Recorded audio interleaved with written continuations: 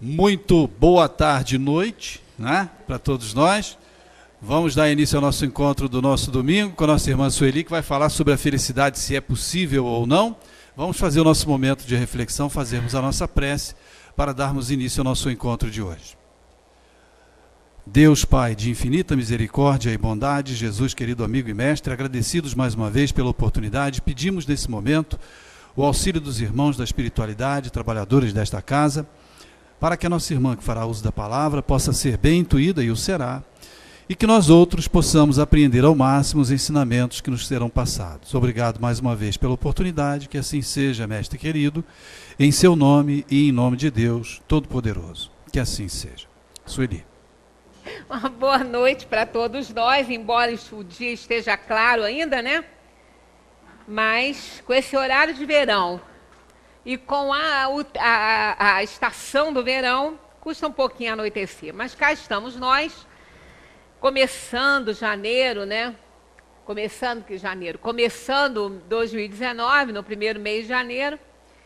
E agradecendo a Deus mais uma oportunidade de estar presente na Terra ainda, né? Estudando a doutrina espírita.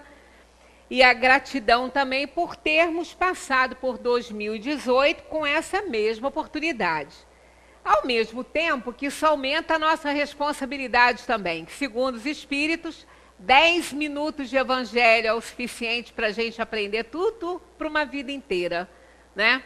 Porque segundo o sábio que colocou o jovem em pezinho só num pé, né? Para resumir toda a palavra de Deus, né? Ele disse, ama. Então, tudo que a gente recebe de estudo, tudo que a gente estuda, tudo que a gente lê, é para nos ensinar a amar incondicionalmente. Porque condicionalmente a gente ama, né? O amor tem várias vertentes, está lá no Evangelho segundo o Espiritismo, é o sentimento por excelência, o instinto elevado à altura do progresso feito. Então, quanto mais a gente progride, mais a gente melhora a nossa capacidade de sentir amor, não só por nós, quanto também por outras pessoas. A gente fala, mas por nós? Ah, mas eu me amo. Se fizer uma análise, não ama, não. Se nós formos fazer uma reflexão bem bacana, a gente vai ver que a gente não se ama, não, que se a gente se amasse, a gente não fazia tanta bobagem conosco. Né? A gente não fazia tanta besteira com a gente mesmo, a gente não fazia não cometia tantos excessos, né? Tantos erros que levam à falência da nossa saúde física e mental. Né? Então, nós estamos aqui para aprender aí com o Espiritismo se a felicidade é possível. Será que é possível? Porque isso foi a palavra que a gente mais ouviu em dezembro, né? E continua. Porque quando a gente encontra alguém que ainda não viu esse ano, a gente fala, olha, muitas felicidades para você ir nos aniversários. Aí a gente fala muito, né? Felicidade é uma palavra que a gente usa bastante, desejando para alguém, bem como querendo também ter, né? Mas os espíritos respondem muito bem a essa pergunta aí, nessa questão 920, né? Está lá no Livro dos Espíritos, felicidade e infelicidade relativas. Então Kardec pergunta, o homem pode gozar na Terra uma felicidade completa? E eles respondem, não. Mas veja bem, a pergunta foi para uma felicidade completa. Aí a gente também está querendo demais, né? Num plano de provação inferior, provação e expiação, e espírito inferior. Quer dizer, onde o mal predomina. A gente está querendo felicidade completa aqui, aí também é exigir demais, né, do Criador, com os espíritos que ele criou simples e ignorantes, e que não estão aí fazendo tantos esforços como deveriam para alcançar níveis melhores de aperfeiçoamento. Então, eles respondem que não, pois a vida lhe foi dada como prova ou expiação. Mas, olha só que importante, dele depende... Está sem luzinha. Dele depende abrandar os seus males e ser tão feliz quanto se pode ser na terra. Olha que interessante, né? Dele depende... Voltou. Dele depende abrandar os seus males e ser tão feliz quanto se pode ser na terra. Então não disse que a gente não pode ser feliz aqui. A pergunta de Kardec foi para uma felicidade completa. Aí eles dizem que não. Isso não quer dizer que a gente não possa ter um pouco de felicidade nesse planeta. Continuando, está lá 921. Concebe-se que o homem seja feliz na Terra quando a humanidade estiver transformada. Mas enquanto isso não se verifica, pode cada um gozar de uma felicidade relativa? E eles respondem assim: o homem é, na maioria das vezes, o artífice de sua própria infelicidade. Praticando a lei de Deus, ele pode poupar-se a muitos males e gozar de uma felicidade tão grande quanto o comporta a sua existência num plano grosseiro. Até porque aquilo que nós chamamos de felicidade não é a felicidade ideal para a vida verdadeira, não. Nós chamamos de felicidade as coisas que a gente obtém, que a gente gosta, que nos convém ainda nesse mundo material de provação e expiação. E isso a gente pode conseguir aqui, né? E a permanência desse estado de felicidade vai depender, vai oscilar, porque nada permanece, né? Tudo oscila. É assim que a gente, quando está triste, infeliz, com alguma dor, a gente tem a certeza que ela vai passar da mesma maneira que os momentos felizes também passam. Mas são momentos na Terra, né, que a gente tem. Então aqui eles dizem que na maioria das vezes, né, o homem é o próprio artífice da sua infelicidade, e é verdade. Nós cometemos muitos erros, muitos enganos, muitos excessos, e aí tudo isso tem volta. Não tem como não ter de volta uma ação, porque a ação que a gente faz, ela carrega a reação. Então todo ato que a gente comete, ele tem consequência, e a consequência é relativa a ele. Então não tem como não receber de volta.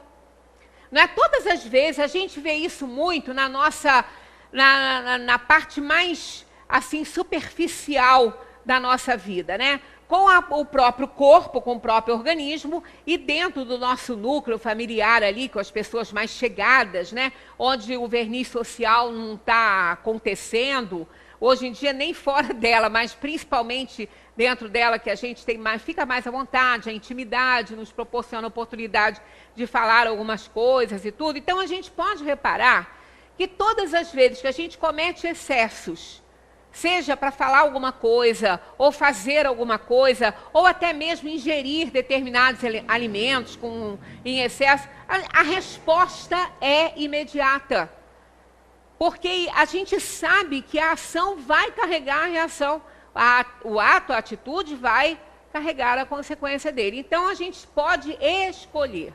No momento que a gente escolhe, a gente tem que aguentar, né, o que a gente está plantando. Então, vai ter que colher aquilo que planta. Isso não tem jeito. Kardec comenta o seguinte: o homem bem compenetrado do seu destino futuro, não vê na existência corpórea mais do que uma rápida passagem. É como uma parada momentânea numa hospedaria precária. Ele se consola facilmente de alguns aborrecimentos passageiros numa viagem que deve conduzi-la a uma situação tanto melhor quanto mais atenciosamente tenha feito os seus preparativos para ela. É quando a gente planeja uma viagem, né, compra um programa de viagem, um plano de viagem e vai. E às vezes no meio aí do caminho pode acontecer algum incidentezinho, né? A gente tem que ficar às vezes hospedado numa pousada que não seja esperada. Mas a gente nem se aborrece, porque aquilo é rápido, aquilo é momentâneo. Logo, logo que os reparos sejam feitos, a gente segue viagem. Né? E aí sim, nós vamos chegar naquele hotel 5 estrelas que a gente planejou, quem pode. Então nem se importa, porque ele está naquela hospedariazinha ruinzinha ali, mas ele está pensando no hotel 5 estrelas que ele comprou a estada. Então não vai se aborrecer. Quer dizer, a nossa viagem para a Terra é assim também. É um período em que nós estamos passando por uma hospedaria que não é lá grande coisa, mas o final dessa viagem vai nos proporcionar um hotel 5 estrelas, dependendo de como nós vamos reagir a esse incidente aí de percurso, né, até chegar lá no final, né, da nossa viagem, no nosso planejamento. Então, realmente, é assim a vida funciona dessa forma. A gente tem que aprender a conviver com essas coisas, com essas eventualidades, com esses incidentes, porque tudo isso aí faz parte dessa viagem para a gente aqui na Terra. Somos punidos nesta vida pelas infrações que cometemos às leis da existência corpórea, pelos próprios males decorrentes dessas infrações e pelos nossos próprios excessos. É o que a gente acabou de falar, né? Fazemos escolhas, quando escolhemos e temos a previsão da consequência daquela escolha, menos a gente pode reclamar. Porque a gente, quando fez a escolha, já sabia que a coisa poderia dar errado aí no final, né? Então não pode reclamar. Então, nós somos punidos pelas infrações que nós cometemos. Ah, mas eu não cometi nenhuma infração aqui. Você, com essa personalidade, pode não ter cometido nenhuma infração. Só que tem que essa personalidade é passageira. Porque a individualidade é que é imortal, é que permanece. E é a individualidade que, através da personalidade, comete erros. Então, não é o corpo, é a personalidade tomada pela individualidade, que essa personalidade ela vai morrer com o corpo, mas as atitudes vão permanecer. Tudo que a gente faz vai ficar marcado, vai ficar armazenado como num HD externo, só que esse não é nem externo, está em nós mesmos, né? Então, a gente tem núcleo, sim, potenciação na organização perispiritual, que reveste a alma, e ali tudo fica armazenado. E não vamos achar que não vai ter volta, porque vai. Vai ter volta, não tem jeito. Então, a gente não tem como se esquivar das coisas que a gente faz por conta disso que está escrito aí, não é? A própria ação carrega a sua reação. Tanto que, se remontarmos pouco a pouco a origem do que chamamos de infelicidades terrenas, veremos a estas, na sua maioria, como a consequência de um primeiro desvio do caminho certo.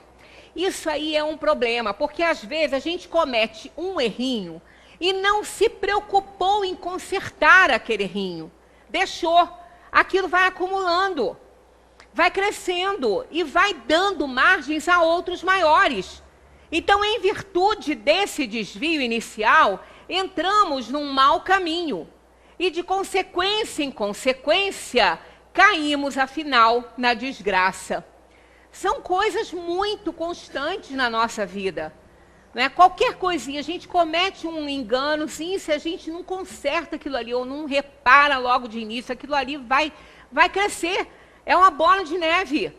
Né? É igual a mentirinha, né? Quem gosta de contar a mentirinha, já repararam que aí ele tenta consertar aquela com outra mentira? No final das contas, ele não sabe nem qual é a história mais. Ele não sabe nem o que ele está falando mais. Né? Porque uma mentirinha vai puxando a outra, que vai puxando a outra, quando vê aquilo está... Né? E a pessoa fica num estado horroroso de constrangimento, porque vê que está sendo observada essa tristeza aí que a pessoa, né, está cometendo para si mesmo. Então, Portia Nelson escreveu algo intitulado Autobiografia em 5 capítulos curtos. Vamos ver se a gente já não caiu nesses buracos aí, nesse mesmo buraco, num buraco conhecido mais de uma vez. Olha que interessante, é uma escritora americana, Portia Nelson, que escreveu isso aí. Olha só, capítulo 1. Eu ando pela rua, há um buraco fundo na calçada. Eu caio dentro. Eu estou perdido, estou desamparado. A culpa não é minha. Leva muito tempo para conseguir sair. Olha só, caiu no buraco, mas não acha que é culpado. Tá? O buraco foi culpado, que estava lá na frente dela. Ela não acha que foi culpada de cair no buraco. Capítulo 2. Eu ando pela rua. Há um buraco fundo na calçada. Eu finjo que não vejo. Eu caio dentro novamente. Eu não posso acreditar que estou no mesmo lugar. Mas a culpa não é minha. Ainda leva muito tempo para sair. Caiu no mesmo buraco, que sabia que estava lá, ainda acha que a culpa não é dela. Qualquer semelhança não é mera coincidência com as nossas atitudes, não, né? Eu, pelo menos, a carapuça entrou e amarrei lá embaixo.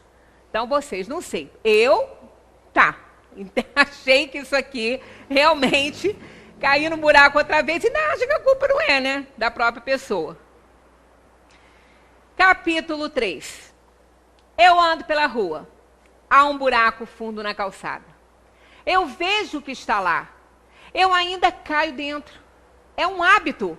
Olha aqui. Olha essa palavra. Se fosse fácil mudar hábito, a gente estava santo. É um hábito.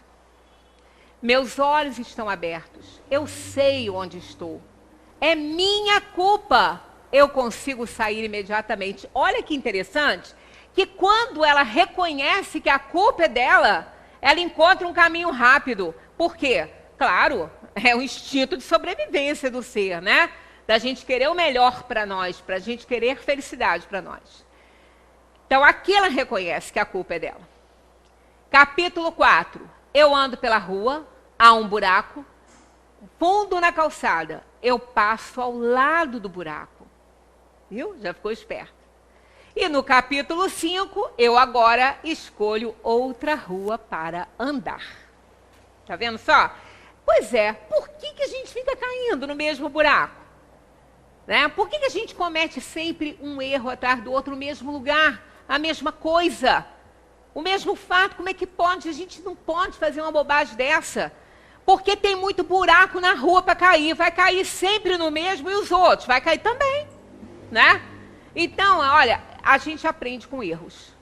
Porque erro é ótimo. Errar e reconhecer que errou é o primeiro passo para o sucesso, que a gente vai consertar. Agora, ficar errando o erro velho, ficar caindo mais de uma vez do buraco e ainda achar que não é culpa sua, é culpa de quem?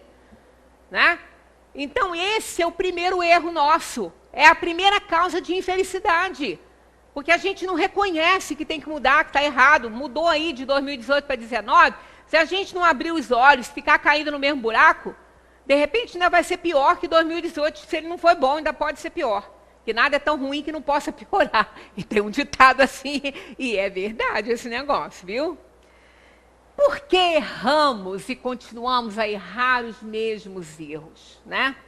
Talvez nos falte o essencial, que é, olha aqui, reflexão, olhar para dentro, refletir é isso, né? Refletir é olhar para dentro de si mesmo, é flexionar-se para dentro.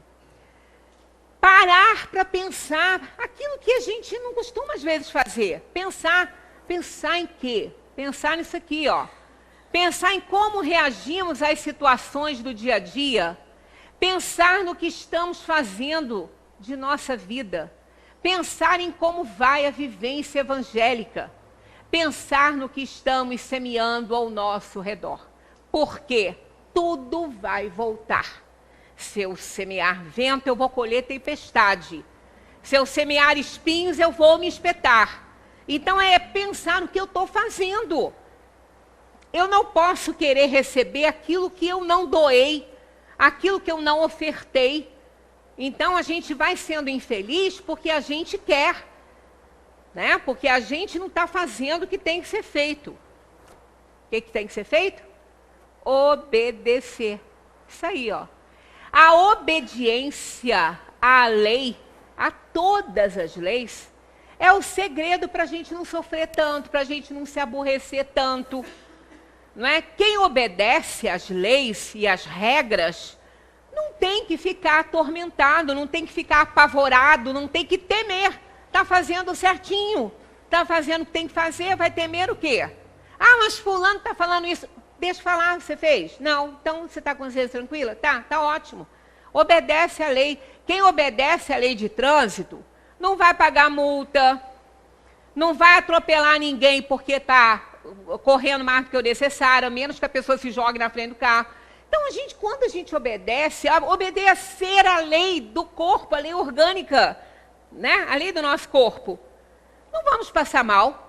O médico fala assim, ó, não pode comer isso. Você vai lá, não come. Não vai passar mal.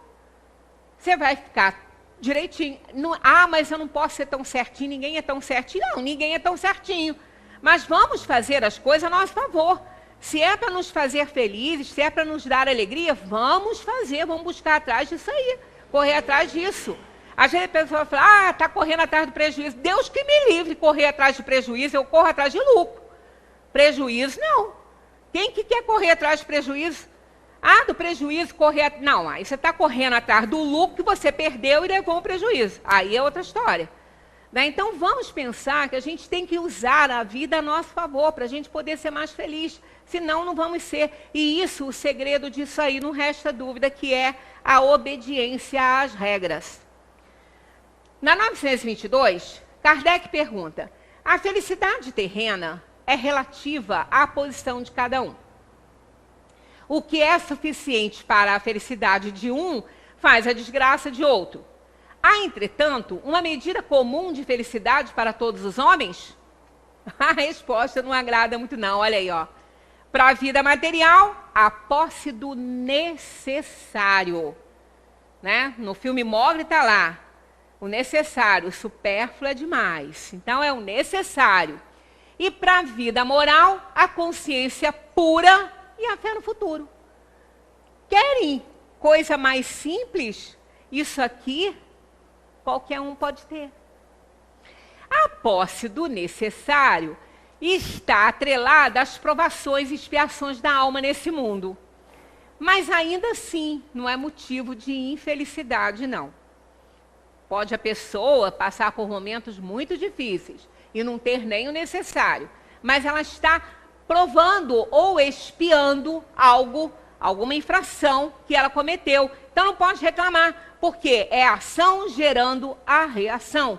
E aqui embaixo, consciência pura e fé no futuro, qualquer um pode ter, é só obedecer. É só obedecer as regras, que vai ter consciência pura, fez a sua parte. Se ainda assim você recebeu algo que não agradou, mas pelo menos você não tem culpa, nem responsabilidade, você fez a sua parte. Então, o que vier que não estiver dentro daquilo que você espera, faz parte da sua aprovação e da sua expiação. Então, isso aí é o segredo para a gente ser tão feliz na Terra quanto se pode ser num país de num plano de provação e expiação. Na 923 está lá. Aquilo que seria supérfluo para um não se torna o necessário para outro e vice-versa, segundo a sua posição, né? Segundo a posição de cada um. Uns precisam de muito mais coisa que outras pessoas, né? Não resta dúvida. Aí está assim, eles respondem que sim, é óbvio, né? De acordo com as vossas ideias materiais, os vossos preconceitos, a vossa ambição e todos os vossos caprichos ridículos. Ó, eu não escrevi não, está lá, pode ver que está lá nessa resposta. Eu achei interessante, caprichos ridículos, mas ó, é tão ridículo mesmo, alguns caprichos que a gente tem, que quando a gente observa, acorda e a ficha cai, a gente fala, gente, tá doida? Porque isso realmente é um capricho ridículo. A gente cai na realidade. Para os quais o futuro fará justiça quando tiverdes a compreensão da verdade. Tudo tem seu tempo, tudo acontece na hora certa. Não adianta a gente querer que o outro entenda aquilo que ele ainda não está preparado para entender. Não adianta. Vai chegar o momento que ele vai acordar e vai falar, gente, quanta coisa. Quando a pessoa revê os valores, quando ela faz uma reflexão e vê o que ela está oferecendo ao mundo, o que ela está fazendo da vida dela, quais são os valores que ela acredita, quando ela começa a valorizar o que é valorizável, que é o espírito, ela vê o ridículo a que ela se expôs em tantas situações. Aí sim ela muda. Aí ela vê, porque aí ela consegue enxergar. Então não adianta a gente ficar trombeteando para outra pessoa que é assim ou que é assado, que ela tem que ser assim ou assado, que não vai ser. Ela tem que entender, ela tem que sofrer as consequências. Mais uma vez a gente volta à parábola do filho pródigo. Foi só quando ele sentiu a necessidade bater nele, né, com a dor, com a fome, com o sofrimento, que ele viu o quanto ele foi errado, quanta bobagem, quantos valores ele tinha equivocados, que ele viu que os porcos tinham mais alimentos que ele, e aí retorna à casa do pai. É exatamente isso que a gente faz. Aí a gente vê os ridículos a que nós nos expusemos com os nossos caprichos. Aí a gente vê que aquilo que a gente considerava necessário não é. Né? Você vai ter pena de alguém que tinha uma renda ilegal aí de 40, 50 mil e fica com 25? Você vai morrer de pena dessa pessoa? Claro que não. Ué, porque além de ser ilegal, ela ainda tem 25, tem gente que não tem nenhum. Então isso faz parte da vida, num plano de provação e expiação. Então a pessoa chora, ela se queixa injustamente. Né? Então é lógico que aquilo que é supérfluo para um vai ser necessário para o outro. E assim vai, isso tudo faz parte do contexto. Essa 115, eu adoro essa pergunta e essa resposta. Olha só. Uns espíritos foram criados bons e outros maus. Né? Porque a gente vê tanta coisa aí no mundo que a gente fala, gente, como é que pode tanta divergência? Na Terra nós temos uma variedade imensa, né, muito grande mesmo, de níveis evolutivos. Né? Pessoas muito boas, pessoas extremamente bondosas e outras extremamente maldosas e malévolas no mesmo planeta. Né? Então, aqui a resposta. Ó. Deus criou todos os espíritos simples e ignorantes, senão ele não seria justo, né? Ou seja, sem conhecimento. Deu a cada um deles uma missão, com o fim de os esclarecer e progressivamente conduzir à perfeição pelo conhecimento da verdade e para os aproximar dele. Então, olha só, deu a cada um deles, uma missão, uma tarefa a cumprir, com o fim de os esclarecer e progressivamente conduzir à perfeição, pelo conhecimento da verdade, para os aproximar dele. Jesus falava, conhecereis a verdade vos libertará. Aí, olha que interessante isso aqui. A felicidade eterna e sem perturbações, eles a encontrarão nessa perfeição. Os espíritos adquirem o conhecimento passando pelas provas que Deus lhes impõe. Uns aceitam essas provas com submissão e chegam mais prontamente ao seu destino. Outros não conseguem sofrê-las sem lamentação e assim permanecem por sua culpa distanciados da perfeição e da felicidade prometida. Tá vendo? Então só depende de nós. Deus, soberanamente justo e bom, colocou essa felicidade que tanta gente deseja nas nossas mãos, no nosso pensamento, na nossa escolha. Nós somos livres para escolher. Ele nos deu essa oportunidade. Ah, mas tem coisas que eu não posso escolher. Não pode escolher agora, mas já escolheu quando reencarnou. Já escolheu quando fez o plano de reencarnação para essa viagem à Terra. Então, lá a gente podia controlar, escolher. Escolhemos aquilo que a gente achou que fosse nos dar maior oportunidade de aperfeiçoamento. Aí a gente chega aqui, a gente não consegue aceitar as coisas, as provações, as expiações, e fica se sentindo vítima vítima do mundo, vítima das pessoas, revoltado com tudo aquilo que está nos acontecendo, e cada vez mais nós vamos nos distanciando da felicidade que tanto a gente quer alcançar. Na 924, Kardec pergunta: existem males que não dependem da maneira de agir e que ferem o homem mais justo? São aqueles kármicos, aqueles que nós escolhemos enfrentar na nossa encarnação para resgatarmos erros passados. Não há algum meio de se preservar deles, né? Porque às vezes a gente não pode se esquivar, né? Eles dizem, ó, o atingido deve resignar-se e sofrer sem queixas se deseja progredir. Entretanto, encontra sempre uma consolação na sua própria consciência, que lhe dá a esperança de um futuro melhor quando ele faz o necessário para obtê-la. Tá vendo? Então, são aqueles momentos que a gente precisa de resgatar um passado que a gente errou, um passado de erro, de um delito. Tudo, os piores momentos pelos quais a gente passa na vida da gente, nós somos muito socorridos. Essa novelinha das 6, Espelho da Vida, que está falando sobre reencarnação, né, sobre resgates, é uma novelinha interessante. Essa autora, ela não é espírita, mas ela focaliza algumas coisas já em outras novelas que ela escreveu.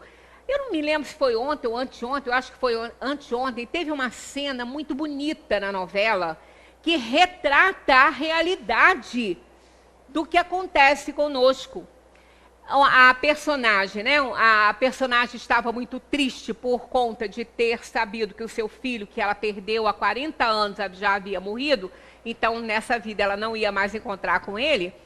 Ela se desespera, ela fica muito triste. Depois, ela se acalma e ela recebe a visita de espíritos. Inclusive, o marido dela, que já havia falecido, estava junto.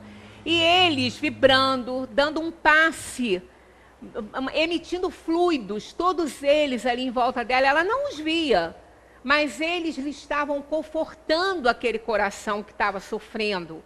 Então, em nenhum momento da nossa vida, da nossa existência na Terra, principalmente nesses momentos de dor, de sofrimento, de tristeza, nós estaremos abandonados. Estaremos sempre sendo socorridos por espíritos, pelo nosso espírito protetor, pelos espíritos que nos amam, por aqueles que têm essa função de socorrer. Então foi uma cena muito bonita, porque ela é real, é assim que acontece, né? Mas a gente precisa estar aberto para isso. E quando nós rejeitamos aquela dor e aquele sofrimento revoltados, a gente se fecha e não consegue receber os fluidos, porque a gente os elimina antes que eles cheguem ao nosso campo de energia. O fato de nos recusarmos a aceitar situações que não podemos mudar, deixa-nos exaustos, priva-nos do nosso poder e paz de espírito. Retomamos esse poder e recuperamos a paz de espírito quando aceitamos as coisas tal como são. Por quê? Porque a gente não vai poder mudar. Tem coisas que não estão no nosso controle, a gente precisa entender isso. As pessoas não são responsáveis, ainda que tenham sido instrumentos para que as leis de Deus se cumpram em nós, mas se nós estamos passando por determinados momentos, é porque a gente precisa de resgatar um passado de erro. Então, e não adianta a gente ficar revoltado com isso, porque não vai resolver absolutamente nada, pelo contrário. Vai fechar o nosso campo energético, nós vamos bloquear a saída de fluidos e eles não vão poder interagir com os fluidos que a gente recebe dos amigos espirituais. Então vai piorar muito a nossa situação, vai piorar muito. E aí a gente não vai ter o socorro que a gente almeja e que merece ter, né? Frequentemente, desejamos controlar as situações, queremos fazer as coisas acontecerem do nosso modo. Aí a gente acaba igualando a atividade à força E a passividade, a fraqueza. Do tipo assim, se eu aceitar, se eu me resignar, é como se eu estivesse gostando da situação e estou fraca. Não, de jeito nenhum. Ora, quando a pessoa precisa reconhecer a própria impotência. Nós não somos tão potentes para resolver problemas que não estão no nosso controle. Isso a gente podia ter feito na escolha das provas. Uma vez essas provas escolhidas, nós precisamos dar conta delas. Então essa escolha foi feita lá, agora não. Agora resta-nos a resignação para acalmar o coração, clarear a mente, para então reagirmos positivamente e superar as situações a que nós estivermos expostos. Então isso é o que tem que ser. Isso nos leva, né, essa ideia de querer lutar e de achar que a atividade é força, né, e a passividade é fraqueza, nos leva a uma luta constante até nos sentirmos exaustos e muitas vezes derrotados, porque nós não vamos ganhar essa luta. Nós não vamos ganhar essa guerra. Esse impasse vamos perder. Então é preciso reconhecer, quando não estiver no nosso controle, vamos abrir o coração à prece, vamos elevar o nosso pensamento, pedir força a Deus para superar o nosso momento difícil. Pronto, e vamos receber tanta ajuda que vamos superar. Por quê? Deus sabe que a gente pode, se Ele, sabendo que a gente não ia aguentar a aprovação, Ele não ia permitir a escolha que fizemos quando reencarnamos. Muitas escolhas não são aceitas por Ele por essa razão. Porque a gente não vai dar conta. E Ele é o Criador, sabe da nossa capacidade de ação e de aguentar, né, as situações que a gente está escolhendo. Aquilo que for demais não será permitido, porque Ele sabe que a gente vai ter uma queda e o objetivo não é esse. Essa luta nos impede de viver o momento presente, impede os relacionamentos alegres e descontraídos, destrói a criatividade e perturba a nossa felicidade e satisfação que a gente vai vivenciando naquele momento. Só de pensar, a pessoa tem que ir a um médico amanhã porque tem uma suspeita de alguma coisa séria. Hoje, ela está num almoço em família, cercada de pessoas amorosas e que ela ama também. E aí ela não consegue vivenciar naquele momento bom porque ela está pensando que amanhã ela vai ao médico, o médico vai falar com ela uma coisa ruim. Ora, por quê? Será que vai ser ruim mesmo o que ele vai falar? Por que já está antecipando? A gente esquece de viver o presente e esquece de armazenar aquelas energias boas que vão nos dar força para a gente seguir em frente. Porque o que tiver que acontecer, vai acontecer. Não podemos controlar isso. O que tiver no nosso mapa kármico vai acontecer. Então, o que a gente precisa é adquirir forças suficientes para passar com resiliência pelos problemas, porque tudo passa, nada permanece, nem a alegria e nem a tristeza. A luta, então, constante gera um medo que nos dá a falsa convicção de que precisamos controlar tudo o tempo todo, e não é verdade. Ninguém sabe, de fato, por que as coisas acontecem e como vão acontecer. Mas a gente não faz escolha? Faz. A gente faz as escolhas. A escolha está pronta. Mas os pontos principais. Quando é que isso vai ocorrer? Se vai ocorrer desta ou daquela maneira, por intermédio de quem ou de que, isso a gente não sabe. A gente sabe que vai ter um problema de saúde sério. Escolhemos uma lesão em determinado órgão porque lesionamos esse órgão com más atitudes na outra vida. Agora, a gente não sabe em que idade vamos desenvolver isso, como que aquilo vai ser feito, se eu vou desenvolver uma doença ou se eu vou receber uma bala perdida aí que vai me criar um problema naquele órgão que eu já lesionei na outra vida. Eu não sei como vai ser. E a gente acha que sabe, mas não sabe, a gente não sabe nada. E se soubesse ia morrer de medo, porque mesmo, né, a gente, só de pensar que um médico pode ter uma notícia ruim, a gente já está apavorado, imagina tendo a certeza. A gente vai ficar doido, né? Então ninguém sabe de fato por que as coisas acontecem e como vão acontecer. O problema é que achamos que deveríamos saber, mas não deveríamos, porque a gente não tem estrutura espiritual para isso. Mas viver exige humildade. Porque a vida é um mistério. Mistério nesse sentido. Eu não sei quando a coisa vai ocorrer. Eu não sei como vai ser meu dia de amanhã. Eu fiz escolhas, estão no meu mapa kármico, mas eu não sei quando é que elas vão ser colocadas em práticas. Por mim ou por Deus, no momento certo, né? Na hora certa. Tudo será revelado no devido tempo. Tudo tem seu tempo. A natureza nos mostra isso o tempo inteiro. Quando a gente planta uma semente, ela tem o tempo dela para germinar. Ela tem o tempo dela para florescer e frutificar para dar novas sementes. A natureza nos ensina o tempo todo que tudo tem seu tempo. Por que que a gente tem essa ansiedade? Não é? Essa sofreguidão ali para acontecerem as coisas. Não é? O sol, a lua, leva o tempo que tiver que levar para nascer e para se pôr. Aquele passeiozinho, não dele, mas da terra, que a terra vai passeando e ele vai quietinho lá no lugar, né? Dando a impressão que é ele que se move. Mas isso é até divino. Porque essa sensação que a gente tem, que é ele que caminha, nos dá uma alegria enorme de saber que ele nasceu, que ele vai se pôr, mas que pela manhã ele nascerá novamente. E nesse intervalo tem a lua brilhando também, mostrando uma coisa importantíssima para a gente. A lua brilha, mas ela não tem luz própria. E ela se beneficia da luz do sol, que não está presente para nós, mas indiretamente, por tabela, ele está, porque ele está iluminando a lua.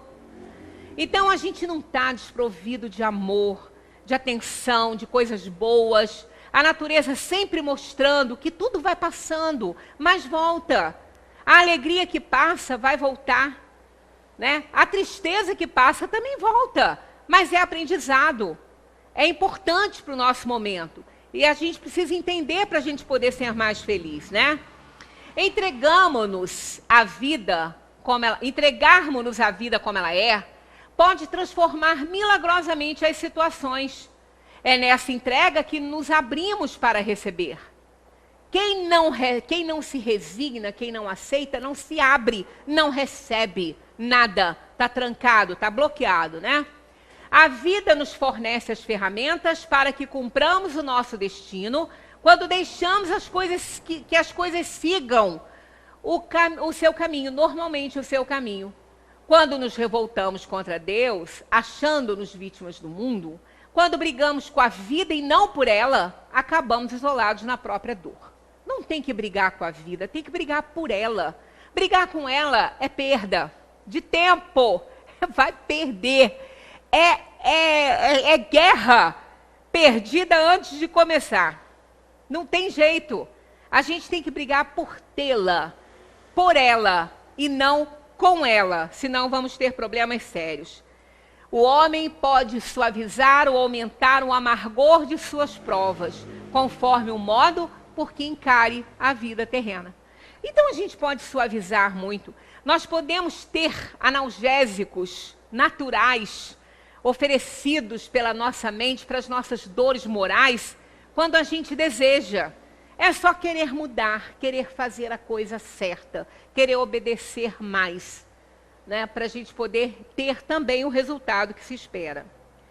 Fundamental para a nossa felicidade, o quê? Persistência sem teimosia, paciência e resiliência. Por que persistência sem teimosia? Porque nós precisamos perseverar, mas precisamos ter olhos de ver o que precisa mudar, os ajustes que precisam ser feitos nessa perseverança. Porque se a gente não mudar nada, nós vamos encontrar os mesmos resultados. E se eles não forem bons no início, não serão bons depois. Então a perseverança, a persistência sem a teimosia de querer a mesma coisa o tempo todo, e os resultados não são bons, não é que não pode existir. Então, quando a gente não tem essa teimosia, a gente consegue fazer um ajustezinho ali, um ajustezinho aqui, persistindo naquele desejo, mas vai ter resultados melhores porque começa a mudar algumas coisas para os resultados também serem melhores. Paciência para essa espera. Tem que ter. Não vamos achar que quando uma porta se fecha, que a outra vai se abrir rapidinho. Não vai não, tem um corredor longo. E às vezes é bem comprido entre uma e outra. Então tem que ter paciência e ter certeza que a porta vai abrir. Se a gente estiver caminhando por esse corredor, porque se ficar lá chorando na porta que fechou, não vai abrir não. Porque o que vai fazer essa portinha abrir é a nossa presença caminhando nesse corredor que pode ser mais comprido para uns, mais curto para outros. E a resiliência. Resiliência é a gente se recuperar de vez, é ficar inteiro novamente, depois de uma dor, depois de uma tristeza profunda. Não é? Nós precisamos nos recuperar, adquirir nossa saúde física e mental, porque passamos por um problema, mas vamos sair inteiros dele se a gente tiver confiança e fé em Deus. E trabalho, né?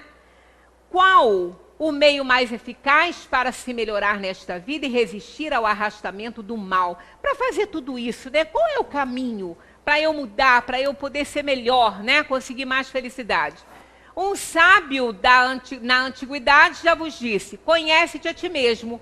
Ah, mas como é que eu faço isso? Como é que eu vou me conhecer? Kardec perguntou, né? Qual o meio para chegar a isso? Está aqui, ó. Fazei o que eu fazia quando vivi na terra. Eu não sei se é de Santo Agostinho ou São Luís essa resposta, é um dos dois. Fazei o que eu fazia quando vivi na terra. No fim de cada dia, interrogava a minha consciência, passava em revista o que havia feito e me perguntava a mim mesmo se não tinha faltado ao cumprimento de algum dever, se ninguém teria tido motivo para se queixar de mim. Olha que reflexão legal, porque aí a gente conserta no dia seguinte, né? Que aquele que tem a verdadeira vontade de se melhorar, explore, portanto, a sua consciência, a fim de arrancar dali as más tendências, como arranca as ervas daninhas do seu jardim. Que faça o balanço da sua jornada moral, como o negociante o faz dos seus lucros e perdas. Se ele puder dizer que a sua jornada foi boa, pode dormir em paz e esperar sem temor o despertar na outra vida. Essa resposta dele é maravilhosa, porque ela nos dá a medida. É a fórmula, aquela mágica que a gente quer. Só que ela não é tão mágica assim, porque ela não é uma pílula para ingerir e dá tudo certo. E nem um portal para passar. É um esforcinho que a gente tem que fazer e querer fazer. Querer ser melhor.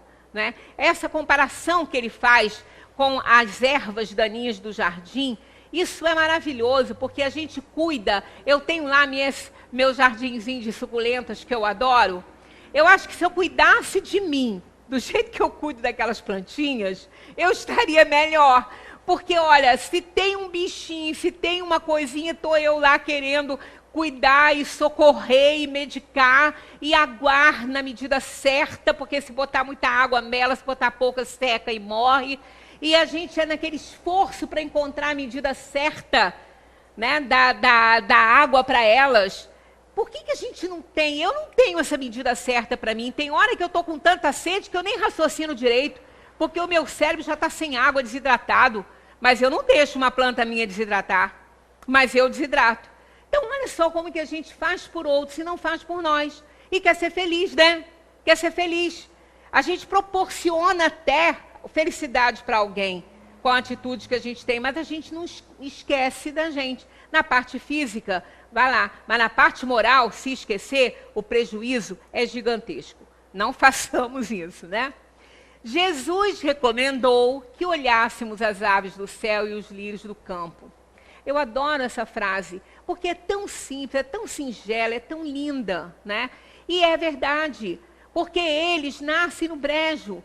E nem Salomão, como ele dizia, se vestia com mais rigor, né? Com mais beleza. E as aves do céu, felizes, voando, sem muitas preocupações, mas a comidinha não cai do céu para elas, elas têm que achar, elas precisam procurar aquela que mais adequada, e elas voam para isso. E o mais interessante, quando elas acham, elas chamam as outras. Eu acho isso lindo, lá na minha rua acontece isso. Tem muito passarinhozinho ali, que por volta de 5 e pouco da tarde, eles querem já procurar uma árvore para dormir, aí eles querem uma comidinha. A gente joga, às vezes lá na rua, alguma coisinha. Quando eles vão, que eles veem que tem, eles comem um pouquinho, é legal, é bom para eles voam, dali a pouco tem um monte junto. Parece que eles vão buscar os outros, né? E são alegres, felizes. É nesse sentido que Jesus recomendou que a gente olhasse as aves do céu e os lírios do campo, que são belos, são felizes, mas trabalham. Os lírios precisam romper aquele brejo, aquele lodo, para poder saírem lindos. E as aves precisam trabalhar para adquirir alimento. Elas voam, elas procuram. Não é? Então, batei e abrir-se-vos-á. Isso é importante, a gente precisa buscar. Buscai e achareis. Precisamos ter essa fé.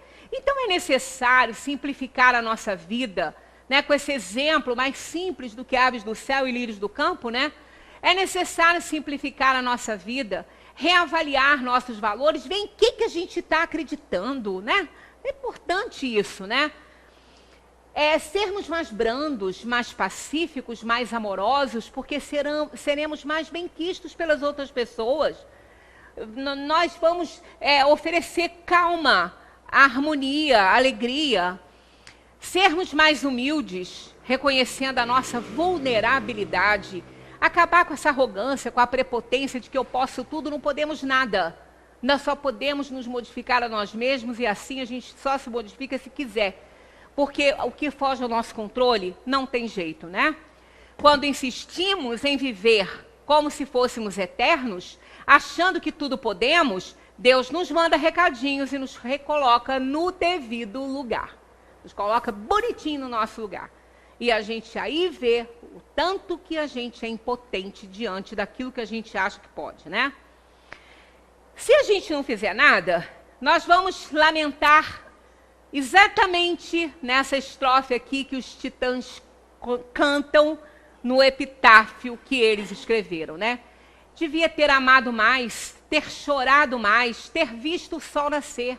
Ter chorado mais é mais sensibilidade, não é choro de tristeza, não. Ter sido mais sensível, mais amoroso, né? Queria ter aceitado as pessoas como elas são. Cada um sabe a alegria e a dor que traz no coração. A gente quer modificar os outros, não aceita as pessoas. A gente não sabe o tamanho da dor que cada um carrega dentro de si, né? Devia ter complicado menos, trabalhado menos, ter visto o sol se pôr. Devia ter me importado menos com problemas pequenos. Queria ter aceito a vida como ela é. A cada um cabe as alegrias e a tristeza que vier. Amo essa estrofe, maravilhosa. A gente devia ler isso todo dia. Porque isso aqui, se a gente não cuidar, a gente vai chorar assim, dessa forma aqui, né? Sempre que ia a Jerusalém, Jesus visitava os irmãos Lázaro, Marta e Maria, seus amigos que viviam na cidade de Betânia. Numa de suas visitas, Jesus conversava com os discípulos. Maria conservava-se aos seus pés, ouvindo embevecida. A presença de Jesus era maravilhosa, oportunidade de edificação que a alma sensível não desejava perder. Marta, atarefada e nervosa, ia e vinha nas tarefas domésticas que podia ficar para depois, incapaz de aproveitar o glorioso momento com Jesus, né? Revoltava-se com a irmã por negligenciar o trabalho doméstico e, em dado instante, não se conteve. Aproximou-se e reclamou: Senhor, não te importas que minha irmã me deixe só no serviço? Diz-lhe, pois, que me ajude. Com quem que ela foi falar, né? Isso. Aí Jesus respondeu. Jesus, que sempre convertia em situações e lições maravilhosas, olhou Marta com compaixão e respondeu delicadamente: Marta, Marta, andas inquieta e te preocupas com muitas coisas. No entanto, só uma é necessária. Maria escolheu a melhor parte, e esta não lhe será tirada. né, usava sempre as oportunidades para ensinar. O Espiritismo revela que estamos aqui como alunos num educandário, convocados ao aprendizado das leis divinas.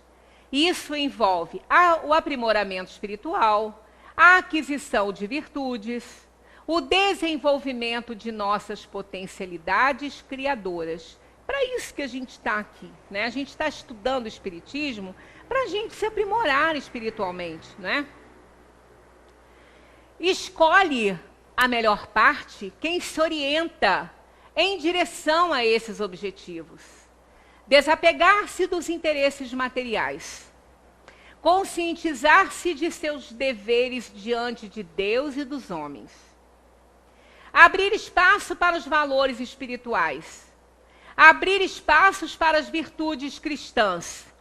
Adquirir bens imperecíveis de sabedoria e virtude, riqueza inalienável, a garantir a paz na terra ou no além. Está aí a receita da felicidade. Felicidade é possível? É possível. Só não é possível com as nossas ridículas imposições e com as nossas péssimas escolhas. Mas, fazendo isso aqui, a gente vai ser feliz, sim. Né? Desapegar-se desses interesses todos materiais é a posse do necessário. Isso que é importante, né? E conscientizar-se dos seus deveres diante de Deus e os homens, isso é paz de espírito. Quem está obediente à lei, dorme feliz, né? Fica contente.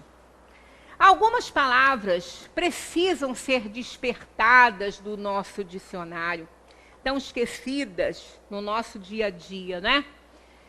Amigos, filhos, família, companheirismo, lealdade, respeito, sonhos, amor, agora, sim, gentileza e outras tantas que eu poderia escrever aqui, né? Porque a gente precisa despertar essas palavras. Se a gente tiver num leito de dor, num hospital, e alguém chegar e perguntar: você tem pena de morrer? Você tem medo de morrer? A pessoa vai responder, talvez, que medo não, porque isso foi uma pesquisa feita pela Elizabeth Kubler-Ross, né? Que ela trabalhou com pessoas em estado terminal, e eles falaram: medo não.